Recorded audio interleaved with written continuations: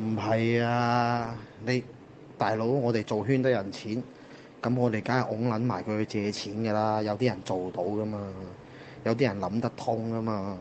咁佢交開間有限公司，我哋拱撚埋佢借錢，個資本大咗啊嘛，個機會大咗啊嘛，唔使再周圍去撲多第二個客啊嘛。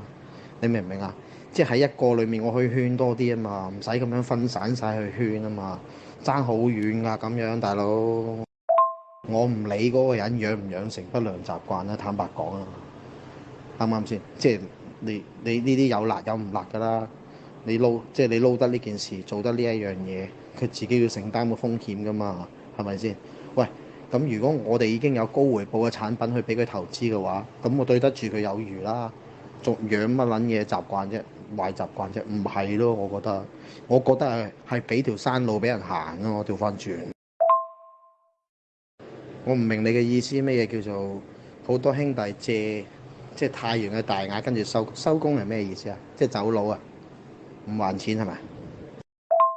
係咯，咁如果佢可以咁樣借錢，我對少好多人啊，我唔使周圍撲啊嘛，我專心搞幾個核心嘅人，佢哋肯聽聽話話，照跟住做嘅咁樣，咁起碼喂，咁呢幾年間、2年間、3年間有嘢睇啊嘛，咁我唔使周圍左撲右撲啊嘛。即係其實永遠都係啦，你圈一個人多啲錢好過你圈大堆人嘅少少錢啊嘛。咁呢個係佢心地好，佢有惻隱之心，佢唔想嗰啲人下下都咁樣樣。咁呢個係佢嘅撈法啫。咁但係我梗係明你呢個撈法啦，大佬。你係爭取緊最大回報啊嘛，大佬。你諗緊嗰啲嘢，我同你諗緊嘅嘢係相同噶嘛。嗰啲人又唔係自己結拜兄弟，又唔係自己親兄弟親姊妹。係咪先？已經行咗一條路嚟幫佢噶啦。如果佢自己唔生性，佢仲要舉白旗走佬，嗰個係佢條命嚟噶，佢嘅功課嚟嘅，唔撚關我哋事噶嘛。係啊，梗係咁樣啦。人哋功課嚟噶，唔關我哋事噶。人哋諗到咁斜，要走去破產，真係人哋嘅嘢嚟噶。我哋俾條路人哋行，係咪啊？你有即係佢借咗錢翻嚟。希望佢部分攞翻落嚟投資，然之後佢走去破產，佢嘅事啦。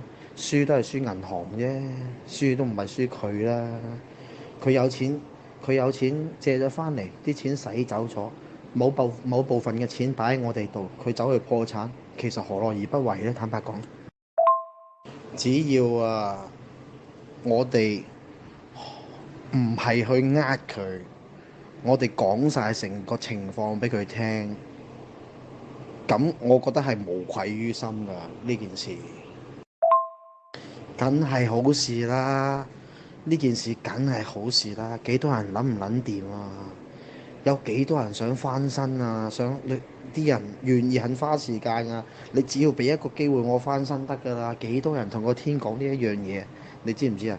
我哋係俾緊機會佢啊！佢攞緊嗰啲錢，商家嘅錢、銀行嘅錢、政府嘅錢。嗰啲係為富不仁嘅錢嚟㗎，